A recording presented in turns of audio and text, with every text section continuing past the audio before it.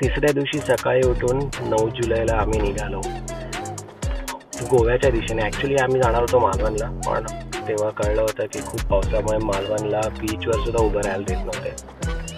हे आम्हाला रस्त्यात कळलं जेव्हा एका मित्राला फोन लावला होता, सुशांतला. म्हणून मग आम्ही ठरवलं की सरळ गोव्यालाच निघायचं, गोव्याच्या दिशेने. देवगड ते नांदगाव या निपाणी हायवेवरच नवीन स्वामी समर्थांचं मंदिर कन्स्ट्रक्ट झालं आहे रिसेंटलीच. मला वाटतं 5-7 वर्ष झाले असतील.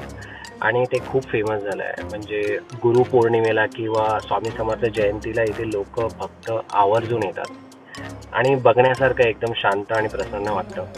तर नक्कीच तुम्ही भेट द्या या मंदिराला. सकाळीच मग स्वामी समर्थांचा आशीर्वाद घेऊन आम्ही निघालो नांदगावच्या दिशेने आणि थोड्या वेळातच नांदगावला पोचलो होतो आम्ही.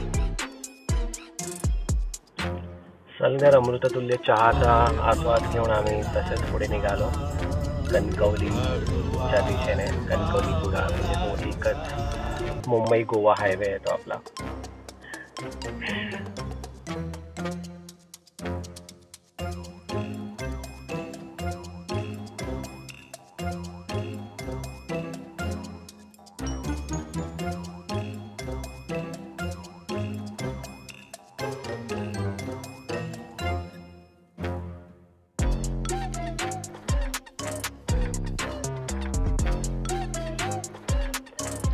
स्ट्रेट आणि 6 पदरी हायवे असल्यामुळे आम्ही ते डिस्टन्स फटाफट कापलं होतं आणि बघता बघता कुडाळ आलं होतं. आणि कुडाळला आमचं ठरलं होतं, म्हणजे माझ्या काकाच्या मुलाचं आणि माझं, की आपण तिकडे भेटूया. आणि त्यांना ती गाडी द्यायची होती, त्यांना परत रिटर्न न्यायची होती.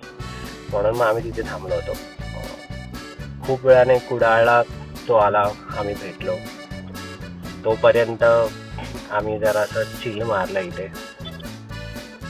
कुडाळला जाऊन प्लॅटफॉर्मवर तेजस लागलेलीच होती जी गोव्याच्या दिशेने जाणार होती.